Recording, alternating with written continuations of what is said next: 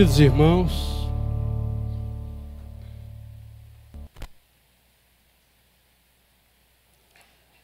num domingo gordo de carnaval, seria quase que natural pregarmos sobre o que milhões de brasileiros estão fazendo. Uma celebração que, de fato, não agrada a Deus. Mas, se nós pregássemos sobre isso, estaríamos pregando para aqueles que não estão aqui. Estaríamos falando daqueles e para aqueles que não estão sentados neste templo, neste momento. E, nesse sentido, parte do que pretenderíamos com a pregação estaria perdido. Por isso, seguindo o tema que o pastor Nino definiu para a igreja, mais de Cristo e menos de mim, mais de Cristo e menos de mim, nós levantamos esta questão que está projetada para todos nós, para mim e para cada um de vocês. Somos corruptos? Vamos abrir nossas Bíblias em Mateus, Evangelho de Mateus, capítulo 22, e vamos ler do versículo 15 ao 18. Eu estou usando a tradução brasileira, a tradução mais antiga que se conhece no Brasil. A revisão foi feita por Rui Barbosa, mas ela foi atualizada no ano de 2010. É uma tradução antiga, deve ser diferente da tua. Mas vamos ler. Mateus 22, a partir do versículo 15, até o 18, neste momento. Então os fariseus se retiraram e consultaram como apanhariam a Jesus em alguma palavra. Enviaram seus discípulos, juntamente com os herodianos, a perguntar: Mestre, sabemos que és verdadeiro e que ensinas o caminho de Deus segundo a verdade, e não se te dá de ninguém, porque não te deixas levar de respeitos humanos. Dize-nos, pois, qual é o teu parecer? É lícito ou não pagar o tributo a César? Porém, Jesus, tendo percebido a malícia deles, respondeu-lhes: por que me experimentais, hipócritas? Vamos orar. Senhor Deus e Pai, estamos diante da Tua palavra. Precisamos, Pai querido, da unção especial do Teu Santo Espírito, para que a Tua palavra, Pai, toque cada coração, modifique nossas vidas, para que possamos fazer a Tua vontade. Derrama, Pai, nesta manhã do Teu Santo Espírito, sobre esta congregação, em nome de Jesus. Amém. Queridos irmãos, está se aproximando um momento especial, para muitos profundamente desagradável,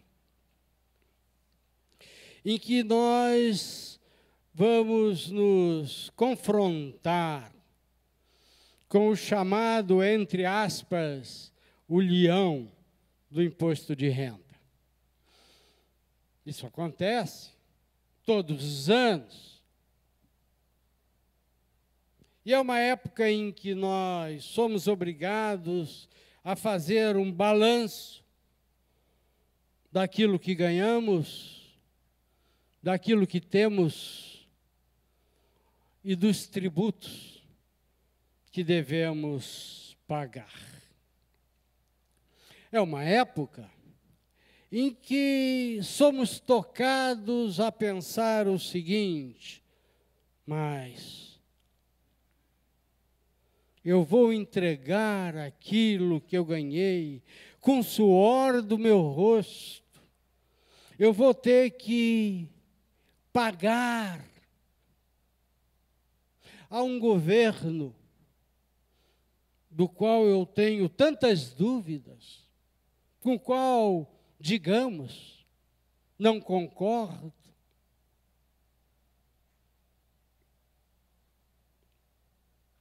Muito bem.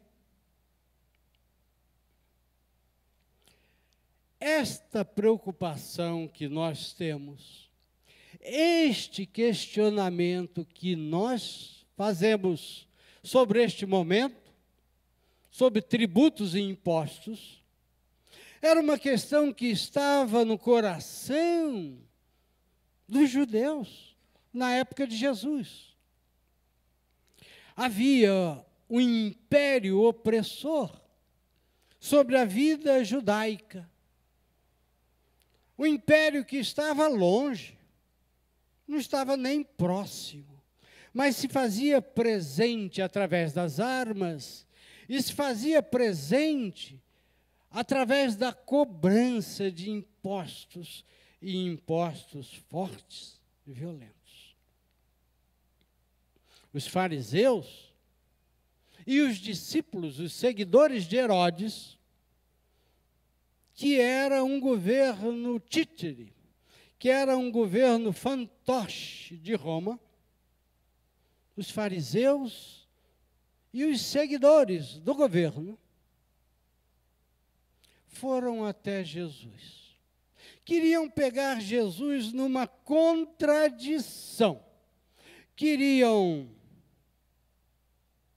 dar um nó na sabedoria de Jesus, para depois condená-lo, denunciá-lo, dizer: vejam o que ele falou. Não foi um nacionalista, disse que temos que pagar imposto. Não, pior ainda, disse que Roma é boa. Eles queriam segurar Jesus numa contradição. E aí, eles caminham para Jesus. Essa ilustração anterior é uma ilustração onde Jesus está rodeado pelos fariseus e os herodianos, seguidores de Herodes. E aí eles dizem uma coisa interessantíssima para Jesus. Ele diz: mestre, sabemos que és verdadeiro e que ensinas o caminho de Deus segundo a verdade. Em outras traduções, é muito interessante, está correta as outras traduções, onde está a verdade, é honesto. Verdadeiro é honesto. Assim que, em algumas traduções, na linguagem de hoje, por exemplo, diz: Senhor, sabemos que o Senhor é honesto. Interessante isso. Relaciona verdadeiro com honestidade. Mestre, sabemos que o Senhor é honesto.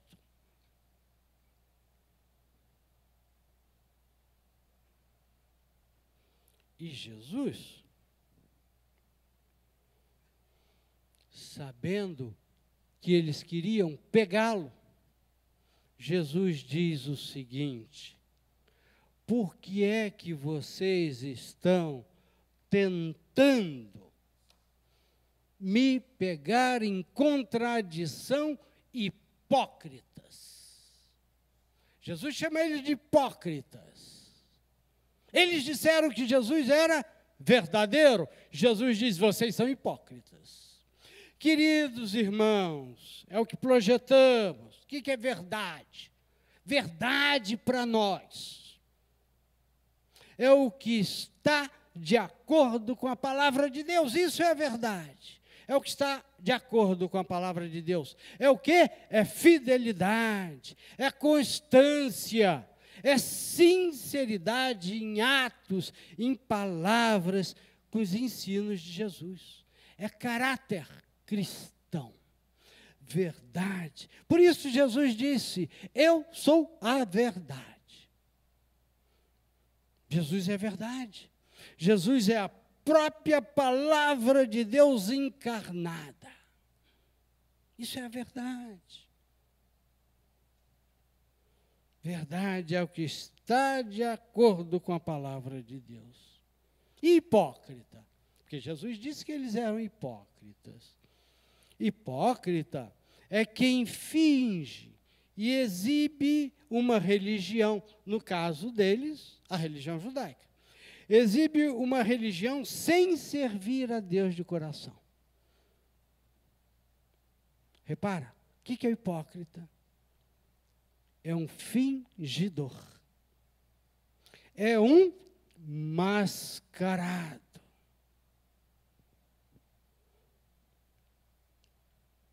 Posa de religioso. Está de máscara. Não serve a Deus de coração.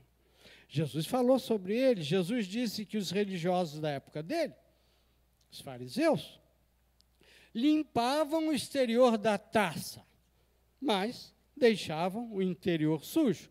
É como se eu lavasse esse copo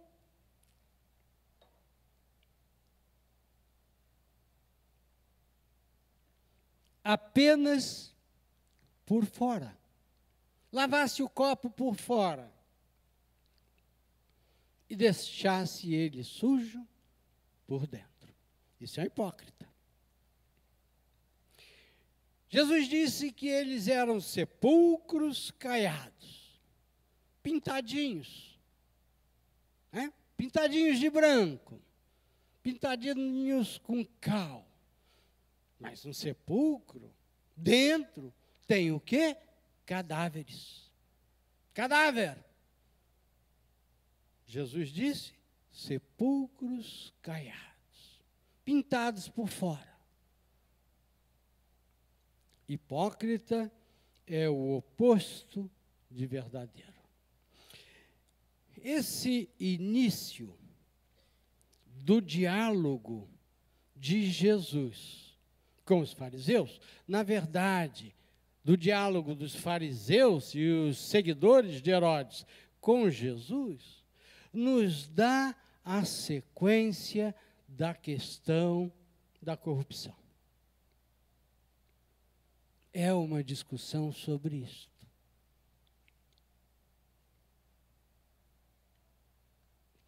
Não era uma questão nova. Era uma questão antiga. A corrupção, desde séculos antes, esteve instalada em Jerusalém e Jesus fala dela no Apocalipse. Se nós lermos Ezequiel 16:51, continua usando aquela tradução antiga, você pode usar a tua. Ezequiel 16, versículo 51. Diz, é Deus falando: também Samaria não cometeu a metade dos teus pecados, mas tu multiplicaste as tuas abominações mais do que elas, e justificaste tuas irmãs por todas as tuas abominações que praticaste. O que é que Deus está dizendo? E possivelmente na tua tradução não esteja a palavra abominação, mas esteja a palavra corrupção. O que Deus estava falando? Deus estava falando, olha, Samaria cometeu muitas corrupções. Samaria foi corrupta, mas não cometeu a metade da corrupção que você, Jerusalém, comete. A palavra aí pode ser traduzida por corrupção. E, em algumas traduções, nós vamos encontrar corrupção. Em outras, abominação. E nós vamos ver que as duas falam da mesma coisa, de algo que Deus não gosta. Bom, isso aconteceu lá atrás. Isso aconteceu com Jerusalém. É acusada pelo profeta de ser uma cidade corrupta. Imagina. Reparem, Deus não está falando com quem não conhece a palavra dele. Deus não está falando com aqueles que estão lá fora. Deus está falando com os de dentro. E Jesus, no Apocalipse, diz, Apocalipse 18, 9, os reis da terra que fornicaram com ela e participaram da sua luxúria, outras traduções, corrupção, chorarão e se lamentarão sobre ela, a verem o fumo do seu incêndio. O que o Apocalipse diz? Está falando da Babilônia. E os reis da terra vão estar chocadíssimos e vão dizer, caiu, caiu a grande Babilônia que dava de beber do vinho da ira e de sua fornicação às nações. Caiu, caiu a grande Babilônia. E eles estão horrorizados, eles estão aterrorizados. E a palavra diz que estes reis da terra fornicaram com ela, se envolveram, adulteraram com ela e participaram da corrupção da Babilônia. Queridos irmãos, a Babilônia é o mundo. A Babilônia é exatamente o contrário da Jerusalém celestial. Esperamos a Jerusalém celestial. Aquela onde não há trevas, onde não há noite, onde Cristo brilha eternamente. Esperamos a Jerusalém celestial, mas, por outro lado, a Babilônia, com a sua corrupção, caiu. Com toda a corrupção, caiu, e repara, o que se vê dela? O fumo do incêndio. Os irmãos vão estar pensando, puxa, que sermão duro. É. O mundo e a sua corrupção vai queimar. A não ser que vocês digam, isso não é verdade. Mas eu diria e digo, está em conformidade com a palavra de Deus. É verdade. Está em conformidade com a palavra de Deus.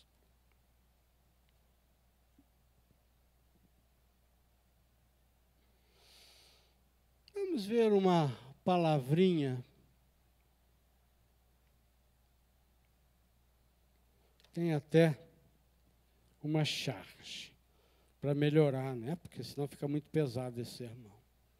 O que é sonegar? O que é sonegar? A gente fala muito sonegar e às vezes a gente não tem consciência da palavra. Sonegar é suprimir, é reduzir o tributo, o imposto que se deve, mediante adulteração, alteração, falsificação, fraude, ocultação ou omissão.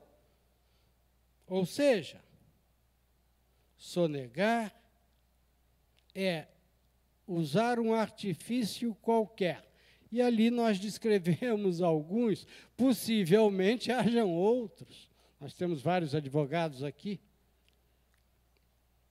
Possivelmente haja outros. Mas significa não pagar o tributo, não pagar o imposto.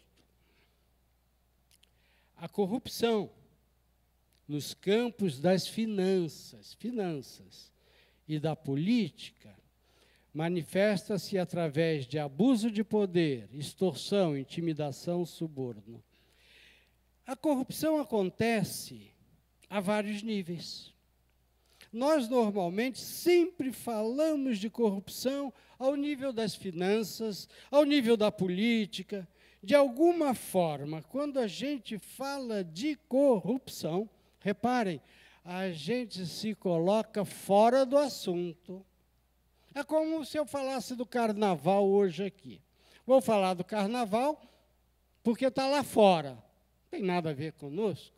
Então, eu falo da corrupção e digo corrupção financeira, corrupção política, ou abuso de poder, extorsão, suborno. Não tem nada a ver comigo. Acontece que ela é sempre um jeito de não pagar o imposto, não pagar o tributo, ou de pagar menos, de esconder. Dá para vocês verem a charge? Ele diz, fui acusado de sonegar. E o outro pergunta, e o que você fez? E ele diz, só neguei.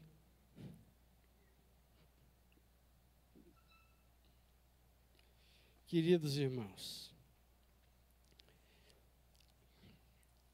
vamos trazer isto para o nosso país e vamos trazer isto para a nossa vida. Vamos trazer para o nosso país. Vocês vão levar um susto.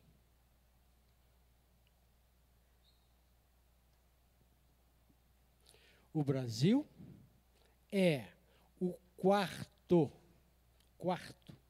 estamos ali na liderança, maior usuário de paraísos fiscais. 25% do produto interno bruto está escondido do Estado, do fisco e da sociedade. 25% da riqueza que o país produz está fora do Brasil. Escondido. 25% da riqueza deste país. Os super ricos brasileiros somaram até 2010 cerca de 520 bilhões de dólares em paraísos fiscais, ou seja, mais de 1 trilhão de reais foram escondidos, estão escondidos. Aí você vai dizer, concordo plenamente, pastor. Tem que ser duro com esse pessoal. Lê em cima desse pessoal. Faz eles pagarem. Eu sei que você concorda, eu também. Mas vamos continuar lendo. A corrupção tem como força motriz. Qual é o vagão? O que é que impulsiona a corrupção? O comportamento e a educação que recebemos. Nós sonegamos impostos, burlamos leis, pirateamos produtos, cometemos infrações penais leves e julgamos que é perfeitamente normal. Tal educação que começa dentro das famílias, formata um padrão que se estende por toda a sociedade. Quando nós apontamos o dedo para alguém que está acusado de corrupção, e talvez seja mesmo corrupto, nós devemos nos lembrar que estamos vendo a ponta do iceberg, a ponta do iceberg. Porque o iceberg inteiro faz parte da nossa sociedade.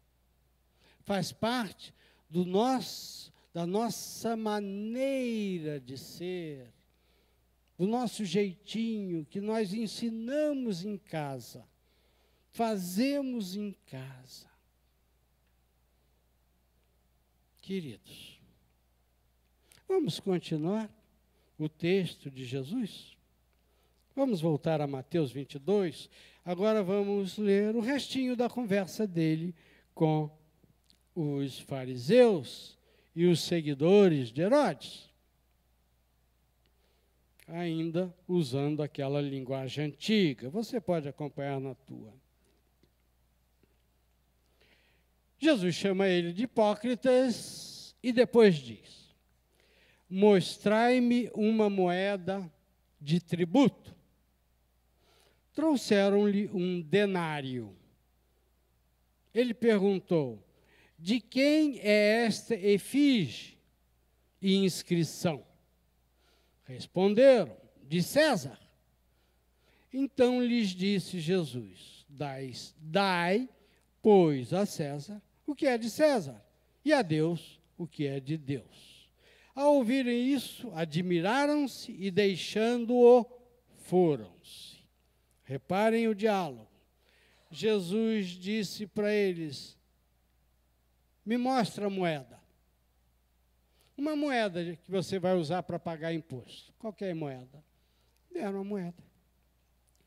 E Jesus perguntou, em linguagem de hoje: de quem é a cara que está nessa moeda? E eles disseram: do imperador romano. E Jesus diz: entregue ao imperador romano o que é do imperador romano. Queridos irmãos, há duas coisas importantíssimas para a gente entender. A gente pensa que Jesus ali está apenas dando uma lição de ética. Você não deve roubar o imperador romano. Paga, dá para ele o que é dele. Mas há um ensinamento maior. O ensinamento maior de Jesus é: se você suborna ao imperador romano, reparem só, você também vai subornar Deus. Reparem só, se você suborna o imperador romano, você também vai subornar Deus. Por quê? Por quê? Porque, queridos irmãos, a corrupção formata o caráter. É isso que Jesus está dizendo. A corrupção formata o caráter, forma um caráter. Jesus está dando uma lição de fidelidade. Ele está dizendo: seja verdadeiro. Está dizendo para os fariseus e para os amigos de Herodes: sejam verdadeiros. estejam em conformidade com a palavra de Deus.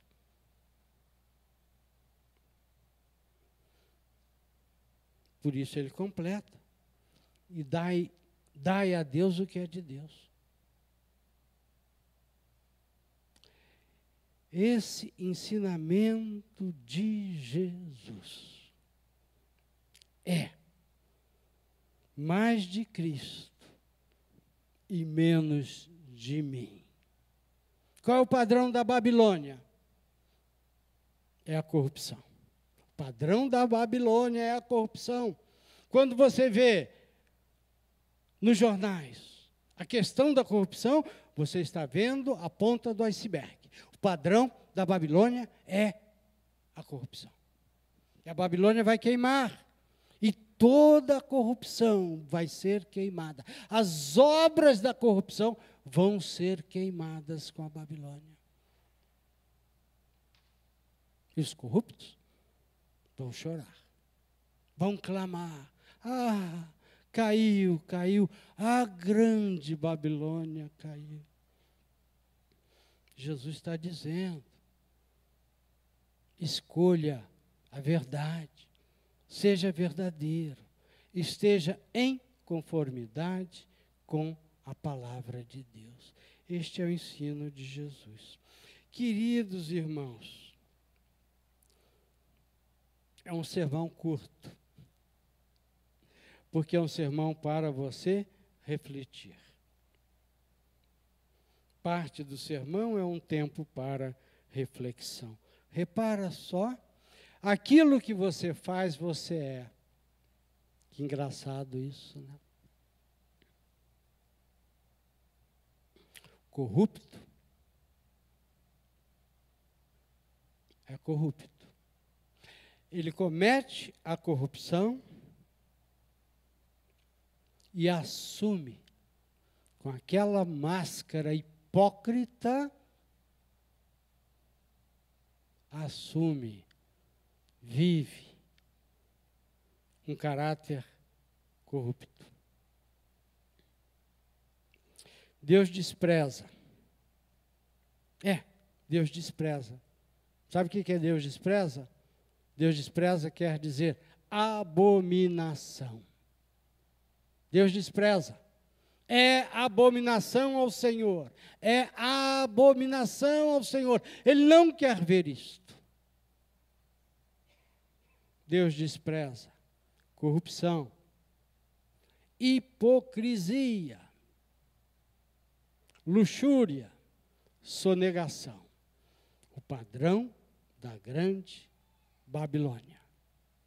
Jesus ensina honestidade e verdade. O sentido da vida cristã. Verdade é sentido da vida cristã, porque é aquilo que está em conformidade com a palavra de Deus.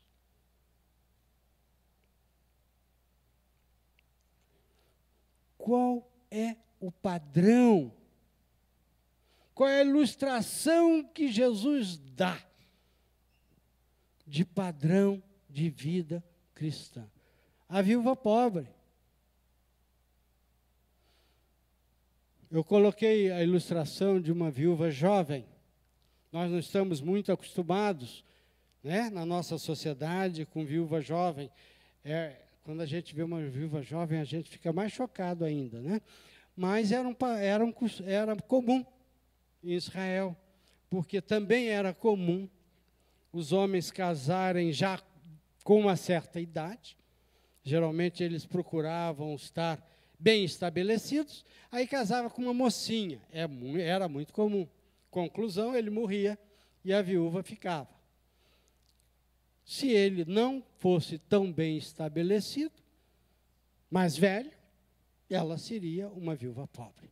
O que Jesus ilustra este padrão de vida cristã? A viúva pobre. A viúva pobre. A viúva que entrega o pouquinho que tem para Deus. E nós sabemos que esta mulher, aquela viúva pobre, caso tenha sido obrigada a pagar tributo a César, ela pagou. Por quê? Porque ela é verdadeira. Ela tem o padrão da verdade. O caráter dela é verdadeiro. Ela é fiel. Ela é constante em atos e palavras. Queridos irmãos, talvez você diga, e eu creio que você vai dizer isso, não, pastor, esse sermão não é muito para mim, não. Jamais soneguei o imposto de renda. Mas, queridos irmãos, Jesus estava falando de verdade e hipocrisia. Ele estava falando de verdade e corrupção. Talvez a gente jamais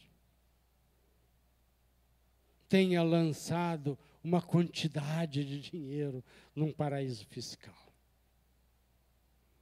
Mas quantas vezes na nossa vida nós não procuramos dar um jeitinho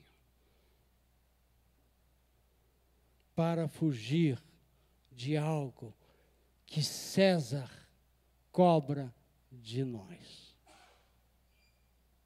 que o imperador cobra de nós.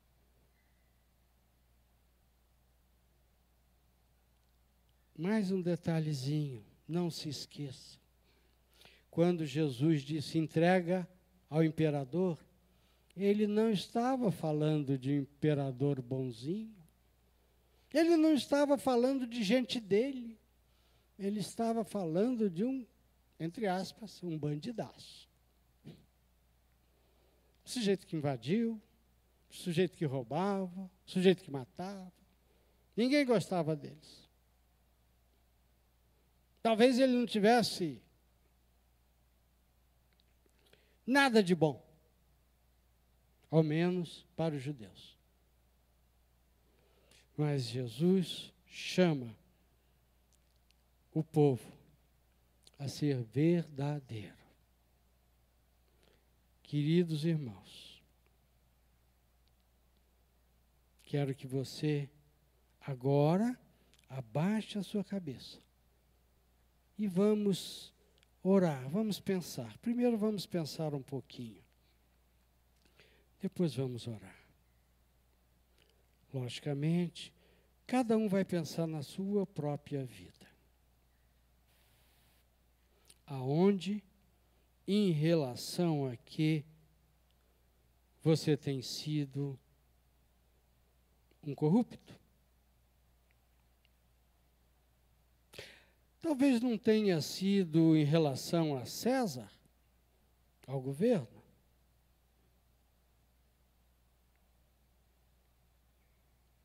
Mas talvez seja obrigações financeiras, legais, que você tem com uma pessoa, com um filho, com uma filha, com uma esposa, com uma ex-esposa.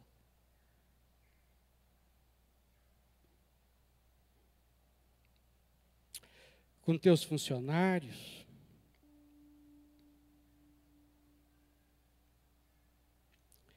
Se você reparar, esta é uma tentação nas nossas vidas. Uma tentação na vida de todos nós, de fugir do pagamento da dívida, do pagamento do tributo.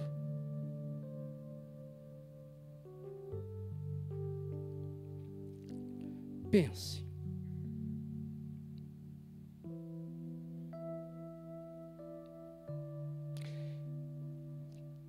Será que você está enganando alguém? Procurando enganar alguém? O que Jesus está dizendo nesta manhã para você? Não importa quanto dinheiro você tem no banco. O que Deus está dizendo para você? Seja verdadeiro. Ande em conformidade com a palavra de Deus. O que Deus está dizendo? Tenha mais de Jesus na tua vida e menos de você.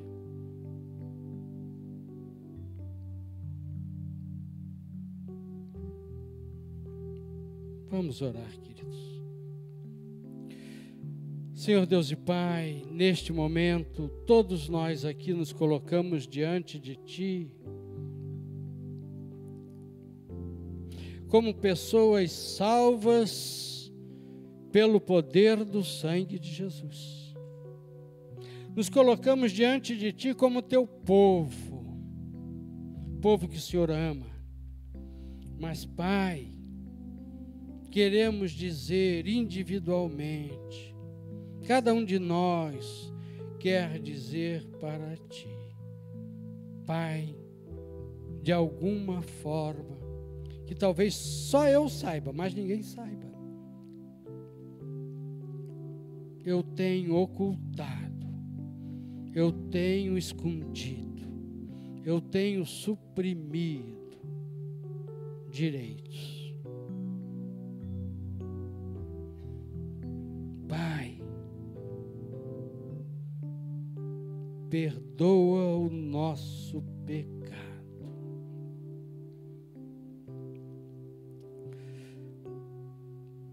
Pai, que eu possa retirar a máscara que às vezes eu coloco. Que eu possa estar diante de Ti sem máscara, sem cera, sincero. Oh Pai, perdoa o meu pecado